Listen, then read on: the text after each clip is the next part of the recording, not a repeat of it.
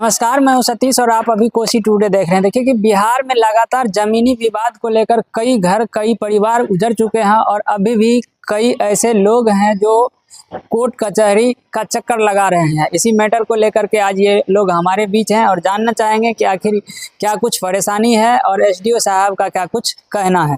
क्या नाम हुआ आपका? नीतीश कुमार। क्या कुछ परेशानी है आपको जमीनी विवाद? सर 2007 में हम जमीन लिए थे, मेरी माँ ली थी सुदामा देवी, जो जमीन को हम जोत आबाद करके खा रहे थे। उसके बाद 2015 में एक आईएएस नाम का एक आईएएस आया था जिसका नाम था अशोक कुमार मलिक, उसका बेटा का नाम है अलेक्जेंडर अशोक ने उस जमीन को 2015 में उस जमीन लिया। वो जमीन ने उसके जो भाई से लिया उसका शेयर में था 10 और 11 खेसरा। मतलब जिस जमीन को आप खरीदे थे वही जमीन को पुनः जो है दूसरे हिस्सेदार से खरीद लिया वो। हाँ, अलेक्जेंडर अशोक जी 12 जमीन को जमाबंदी झूठों से कर दी। अच्छा, आपने जब जमीन खरीदा तो उसके बाद आपका ये दाखिल खारिज ये सब नोटेशन सब कायम हो गया था? पहले ही कायम 2007 में हो गया मेरा। उसके बाद भी जमीन फिर बिक गया? जी। उसके बाद क्या हुआ? सर देखिए, एक तरह से बिका 10-11 जमीन लिया था, वो 12 जो है ना पैसा दे करके उस सीओ को मैनेज करके जब वैसे चढ़वा करके उस सीओ से जमाबंदी 10-11 को बगल कर दिया और 12 को जमाबंदी कायम करवा लिया और वो 12 को जमाबंदी कायम करवा करके उस जमीन पे जो है लड़ाई विवाद शुरू करवा दिया हम लोगों के साथ। तो करते करते उसके बाद हमारे ऊपर जमाबंदी रद्दीकरण केस भी किया था जो एडीएम के यहाँ किया था सुपौल में। वो एडीएम कोर्ट से वो मामला जो है मेरे पक्ष में आया। उसके बाद वो जमीन पर एसडीओ साहब त्रिवेणीगंज का उस जमीन जमीन के ऊपर जो है 144 किया। 144 बोला पड़ती रहेगा जब तक मामला नहीं होगा शांत तब तक हम लोग अति नहीं करेंगे। बोले ठीक। 2-4 रोज रहा, उसके बाद 45 एक ही दिन में 45-46 रिसीवर और कुर्क वारंट भी निकाल दिया जमीन के ऊपर एसडीओ साहब। वो मामला को हम लोग ले करके यहाँ से रिवीजन में सुपौल गए, जो D2 में हम लोगों का केस चल रहा था सिविल कोर्ट में। वो जजमेंट मेरे पक्ष में आया। फिर भी एसडीओ साहब बोला कि ठीक है सोमवार तक तुम लोग वेट करो, सोमवार तक जो है हम लोग करते हैं। हाँ, विजिट करते हैं। उसके बाद सोमवार को पुनः बात हुआ, 5 मिनट के बाद उधर से कॉल आया, मेरे मोबाइल में सब रिकॉर्ड है। बोला कि तुम अपने आप को मनमानी करोगे, हम फिर उस पे 144 करेंगे, 140 करेंगे। त्रिवेणीगंज एसडीओ बोला कि जो उसके बेटा से जो बात तो करता है इसका, हम तो बोलते हैं एसडीओ साहब का मोबाइल भी जांच होना चाहिए।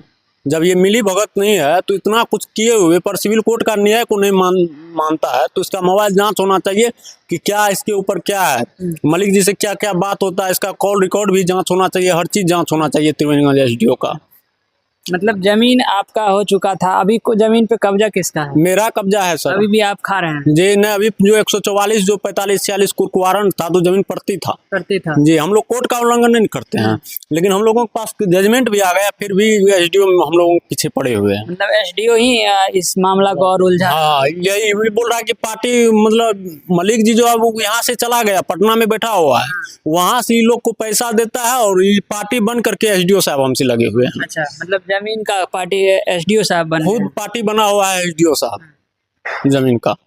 तो इस पे सामाजिक स्तर से कोई बैठने के लिए तैयार नहीं। हम लोग बहुत बार प्रयास किए हैं, कोई बैठने के लिए तैयार नहीं है।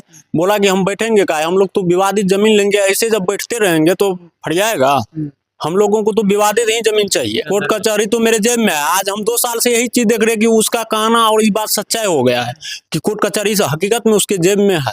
हम लोग नहीं मानते थे लेकिन कोर्ट कचहरी उसके जेब में है। अच्छा, आप जो है वरीय प्रशासन से क्या कुछ मांग करना चाहते हैं, क्या कुछ इस मैटर को लेकर? हम तो अभी भी बोलते हैं वरीय पदाधिकारी से कि मेरे पक्ष में जो जजमेंट आया है वो हमको जो है प्रशासन रूपी से जो हमको जुतवा दे और हम यही अपील करेंगे। और क्या बोल सकते हैं? मतलब और कोई तरह का आपके ऊपर? हमने ऊपर जानलेवा हमला 2 बार कर चुका है और उसके बाद भी धमकी दिया हुआ है कि जो तुम कहीं निकलोगे तो सोच लेना, अपना रास्ता खुद तय कर लो।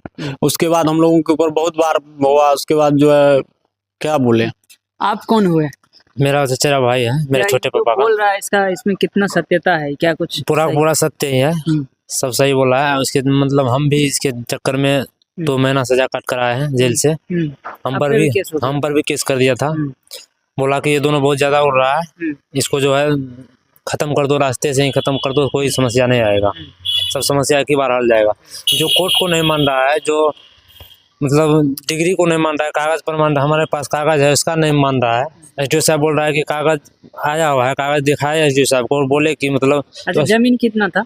1.5 एकड़ था, उसमें 35 डिसमल जो है मतलब जिस पार्टी का था वो पार्टी छोड़ दिया है। 1.5 एकड़ में 35 डिसमल छोड़ दिया है और 1 एकड़ 15 डिसमिल जमीन बाकी है, जिस पर वो जबरदस्ती दबाव कर रहा है। और 35 डिसमल वाले जमींदार जो था वो जो जगह छोड़ करके दूसरे जगह जहाँ उसका जमीन था वहाँ चला गया। वो बोला कि मेरा जमीन नहीं है यहाँ, तो हम जहाँ है तहाँ जाते हैं। तो वो छोड़ दिया, लेकिन ये नहीं छोड़ रहा है। ये बोल रहा है कि पावरफुल आदमी है हम पावरफुल, हम कोर्ट कचहरी जो भी है मेरे अंदर है, जो भी काम करेगा मेरे इजाजत से करेगा। तो तुमको जहाँ जाना है, जो करना है करो।